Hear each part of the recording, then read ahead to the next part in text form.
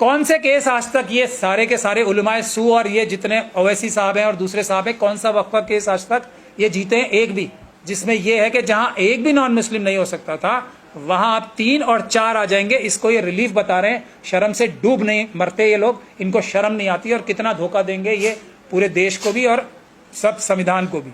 कम से कम बोल तो रहे हम हार गए, सुप्रीम कोर्ट में हम लोग हार गए, ये तो कह दें ताकि लोग अपना आंदोलन करके अपनी प्रॉपर्टीज बचा सकें। ये भी नहीं कह रहे, मतलब अब जाके मुस्लिम कम्युनिटी सो जाए घर पे अपने और सारी वक्फ की प्रॉपर्टीज अडानी अंबानी यूसुफ लुल्लू लूट के ले जाए। एक बार वक्फ है वो ता कयामत वक्फ ही रहेगा। ये प्रावधान क्या है आज? जवाब है नहीं।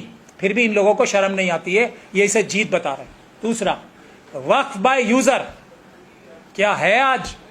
जवाब है नहीं। उसके बाद भी ये बेशर्मी से जीत बताते हैं। इमरान प्रतापगढ़ी साहब का भी आज पता लग गया। अगर किसी चीज के बारे में मालूम नहीं है तो मुंह नहीं खोलना चाहिए उसके बारे में, लेकिन अगर किसी चीज जो सबसे बुरी चीज हुई है उसकी तारीफ की जाए तो मेरे ख्याल से इससे बड़ा धोखा कोई नहीं हो सकता। अब मैं आपको जजमेंट पढ़ के सुनाता हूं। जब ये लोग सुप्रीम कोर्ट गए थे, याद कीजिए, ओवैसी साहब को, मदनी साहब को, सारी पर्सनल लॉ बोर्ड के सभी मेंबर्स को उन्होंने ये कहा था कि हम इसमें 43 चेंजेस हुए हैं, 43 के 43 को रिजेक्ट करते हैं। इसमें से एक भी प्रावधान ऐसा नहीं है जो वक्फ के हित का हो। ये वक्फ सारे के सारे प्रावधान जो चेंज किए गए हैं ये वक्फ को लूटने के लिए बनाए गए हैं। ये सबकी स्टेटमेंट थी, ठीक है, नहीं थी।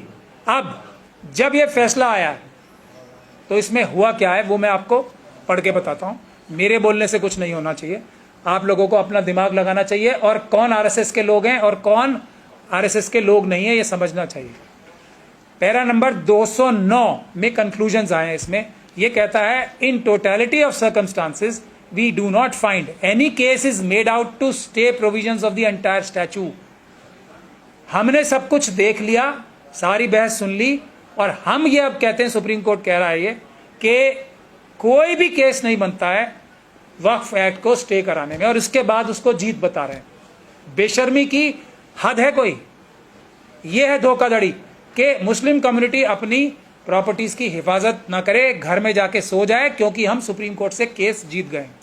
ये है आरएसएस के मेंबर्स का काम, ये है उलमाए सू का काम और ये है स्लीपर सेल्स जो आरएसएस के हैं कांग्रेस के अंदर, उनका काम।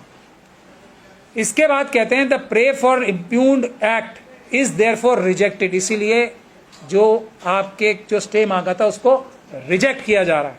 However while doing so, in order to protect interest of all parties and balance equities during pendency of this batch of matters, we issue following directions। अब 3 पॉइंट पे सिर्फ स्टे जो कहा जा सकता है वो कहा जा सकता है। पहला पॉइंट है उसका कि जो 5 साल की एक शर्त थी कि कोई भी इंसान अगर वक्फ की प्रॉपर्टी, कोई भी अपनी प्रॉपर्टी वक्फ करेगा तो उसको ये दिखाना पड़ेगा कि वो 5 साल तक प्रैक्टिसिंग मुस्लिम था, यानी कि वो 5 साल से मजहब इस्लाम का पालन कर रहा था।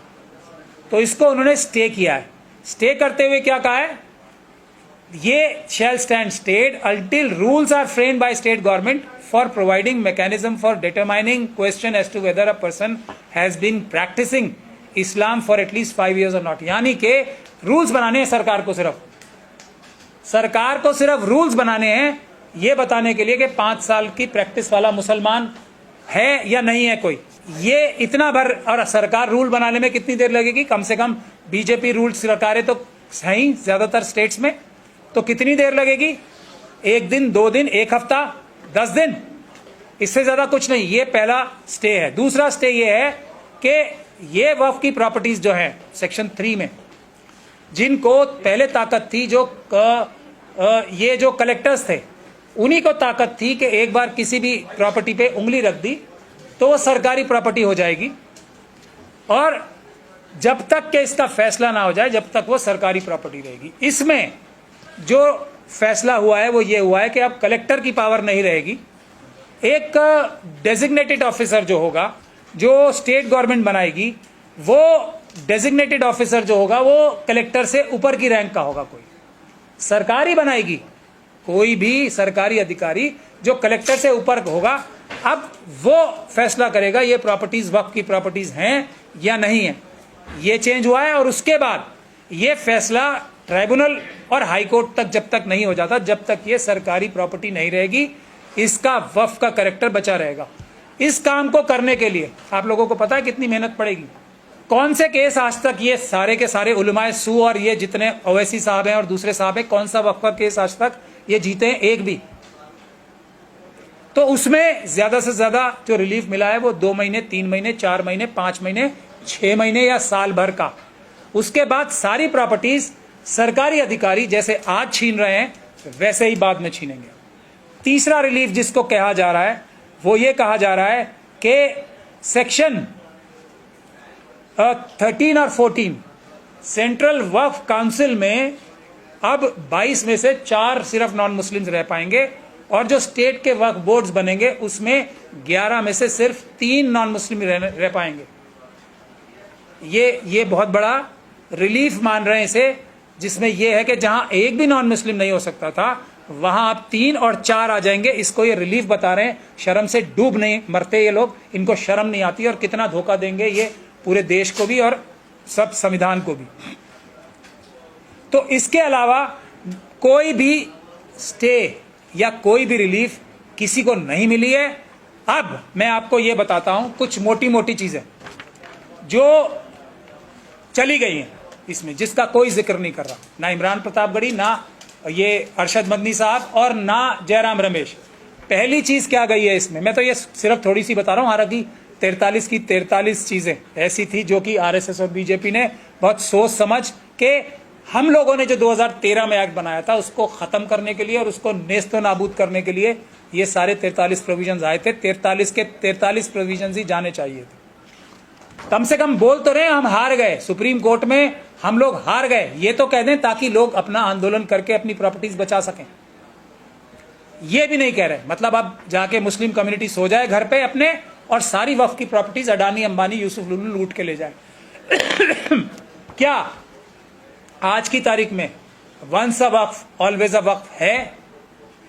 ये सबसे बड़ा प्रिंसिपल था ना वक्फ का, जो एक बार वक्फ है वो ता कयामत वक्फ ही रहेगा। ये प्रावधान क्या है आज? जवाब है नहीं। फिर भी इन लोगों को शर्म नहीं आती है, ये इसे जीत बता रहे हैं। दूसरा, वक्फ बाय यूजर क्या है आज? जवाब है नहीं। उसके बाद भी ये बेशर्म इसे जीत बताते हैं। सर्वे कमिश्नर जो कि एक सीनियर आईएएस ऑफिसर होता था स्टेट गवर्नमेंट का, जो सब लोगों से सबूत इकट्ठे करके किसी प्रॉपर्टी को वक्फ बताता था, वो क्या है आज? जवाब है नहीं। अब जो वो होंगे ना कलेक्टर्स, वो ही वक्फ का सर्वे किया करेंगे। अब इसके बाद जो सजा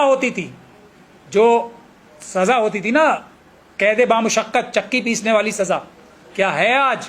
नहीं। जो अरेस्ट होने का प्रावधान था इसमें, नॉन बेलेबल ऑफेंस था, कॉग्निजेबल ऑफेंस था, जो वो क्या है आज? जवाब है नहीं। फिर भी ये बेशरम लोग इसे जीत बताते हैं। जो ओवरराइडिंग इफेक्ट था कि वक्फ के कानून का सभी पुराने कानूनों के ऊपर वर्चस्व रहेगा, बढ़तरी रहेगी, जो आमतौर पे ज्यादातर कानूनों में यह प्रावधान होता है कि पिछले सारे कानून, क्योंकि पार्लियामेंट को पता होता है कि पिछले कानून ऐसे हैं, तो जो अब का कानून बन रहा है वो उस पर बढ़तरी हासिल रखेगा। वो क्या है? वक्फ के लिए आइडेंटिफाई करके हटाया गया, क्या है? नहीं। फिर भी ये बेशर्म से जीत बता रहे हैं। क्या नॉन मुस्लिम्स, जो एक मेन डिमांड थी, वक्फ के अंदर कुछ भी नहीं रहेंगे, क्या है? जवाब है नहीं। फिर भी ये बेशर्म जीत बता रहे हैं इसे। जो इलेक्शन होता था ना वक्फ बोर्ड्स में, चाहे एमपी हो, एमएलए हो, मेंबर ऑफ ये, चाहे मुतवल्ली हो, चाहे बार काउंसिल के मेंबर हो, ये सब इलेक्ट होके आते थे ना। क्या अब इलेक्ट होके आएंगे? जवाब है नहीं। सरकारें, ज्यादातर कौन सी सरकारें? भारतीय जनता पार्टी और किसी की भी सरकार हो, जो वो नॉमिनेट करेगी किसी आदमी को, वो क्या ईमानदार आदमी को करेगी नॉमिनेट? जो एक इलेक्शन से थोड़ी बहुत ईमानदारी की बू आती थी ना वक्फ बोर्ड के मेंबर्स के अंदर, वो भी खत्म कर दी और आज ये बेशर्म लोग इसे जीत बता रहे हैं अपनी। तो वो भी गया। अब तो चाहे अब एक थे ना वो जो त्यागी बन गए थे, अब तो वो मुस्लिम भी नहीं है, त्यागी बन गए ना वो, अब वो भी वापस शिया वक्फ बोर्ड में उत्तर प्रदेश में आ सकते हैं। इसको जीत बता रहे हैं ये बेशरम लोग। अब तो वो नॉन मुस्लिम है ना, तब भी वक्फ बोर्ड में आ सकते हैं। तब तो उन्हें इस्तीफा देना पड़ा था ना, क्योंकि वो नॉन मुस्लिम बन गए थे। जिन्होंने कुरान के बारे में लिखा है, ऐसे लोग जो नॉन मुस्लिम हैं, जिन्होंने कुरान को नकारा है, ऐसे लोगों को मेंबर बनाया जाएगा। अब वो मुसलमान की शक्ल में हो या नॉन मुस्लिम की, उससे फर्क पड़ता है। सरकारें बनाएंगी आरएसएस और बीजेपी की तो अडानी अंबानी यूसुफ लुलू के कहने से ही बनाएंगी। दूसरी गवर्नमेंट्स भी जो बनाएंगी वो बेईमान आदमी को ही बनाएंगी। इलेक्टेड आदमी फिर भी शायद कोई एक आध शरीफ निकल सकता है। इसको जीत कह रहे हैं वो। शेड्यूल कास्ट कम्युनिटी के लोग जो मुसलमान हैं वो वक्फ नहीं कर पाएंगे। आप इसको जीत कह रहे हैं, ये बेशरम। प्रोटेक्टेड मॉन्यूमेंट्स जो हैं, जितनी प्रोटेक्टेड मॉन्यूमेंट्स हैं वो सब अब वक्फ नहीं रह पाएंगे, इसको ये जीत कह रहे हैं, बेशरम। और आखिरी में डेफिनेशन ऑफ वक्फ ही जो है वो भी चली गई है, अब उसको भी ये जीत कह रहे हैं, बेशरम। तो मेरा अब ये कहना है, हम तो सीधे सीधे साफ तौर से पहले दिन से बोल रहे हैं कि हमें क्रिश्चियंस के साथ मिलके, सिखों के साथ मिलके, बुद्धिस्ट कम्युनिटी के साथ मिलके हम लोगों को एक आंदोलन करना पड़ेगा। सुप्रीम कोर्ट जो जाएगा किसी भी बड़े मुद्दे पे, वो या तो आरएसएस का एजेंट होगा या उससे बड़ा बेवकूफ आदमी कोई नहीं होगा। सुप्रीम कोर्ट बिल्कुल नहीं जाना चाहिए किसी भी बड़े मुद्दे को लेके। मोदी जी और अमित शाह साहब ने और आरएसएस ने अडानी अंबानी और यूसुफ लुलू के साथ मिलके जो वक्फ एक्ट में चेंजेस कराए थे, जिसमें हमारे बहुत सारे उलमाए सू भी शामिल थे, इन सब लोगों ने साजिश करके, ओवैसी साहब ने, ये सब लोगों ने साजिश करके वक्फ की प्रॉपर्टीज हड़पने के लिए एक उम्मीद नाम का एक्ट बनवाया था मोदी जी और अमित शाह जी से, आरएसएस और बीजेपी से, जिसका नाम दिया था unified Waqf management empowerment efficiency and development act. हम लोगों ने तभी ये बोला था कि ये मुंह दिखाई के लिए नूरा कुश्ती हो रही है, ये सब लोग अंदर से मिले हुए हैं।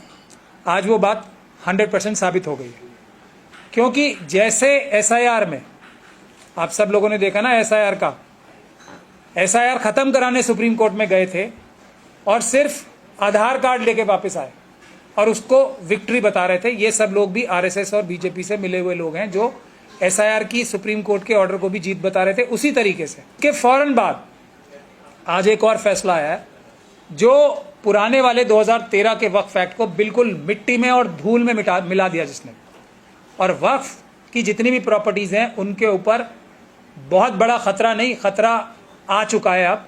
लेकिन ये हमारे सारे उलमाए सू, कांग्रेस के माइनॉरिटी सेल के प्रेसिडेंट साहब को तो क्या, अमीरान प्रतापगढ़ी जो शायर हैं, उनको तो मैंने देखा ये कि वो सुप्रीम कोर्ट में ही बोल रहे थे कि ये बहुत बड़ी जीत हुई है हमारी। मैंने सोचा ये तो चलो ज़्यादा इस विषय में जानकारी नहीं रखते, शायद कांग्रेस की ऑफिशियल वर्जन नहीं होगा। उसके बाद मैंने जयराम रमेश साहब, जो कि जिनके लिए मैं सीधा सीधा बोलता ही हूँ, वो स्लीपर सेल है आरएसएस और बीजेपी के, उन्होंने भी ये कहा है कि ये बहुत बड़ी जीत है ये, जो वक्फ की प्रॉपर्टीज बचाना चाहते थे उनके लिए। मेरा ये कहना है कि इससे बड़ा झूठ और इससे बड़ा फरेब, फ्रॉड कुछ नहीं हो सकता। मुझे अरशद मदनी साहब के बारे में भी बताया गया, जिनको मैं उलमाए सू कहता हूँ, उनके बारे में भी बताया गया कि उन्होंने भी इस जजमेंट का वेलकम किया। तो ये सारे लोग आरएसएस के ही वर्कर्स हैं जिनके भी मैंने नाम लिए हैं।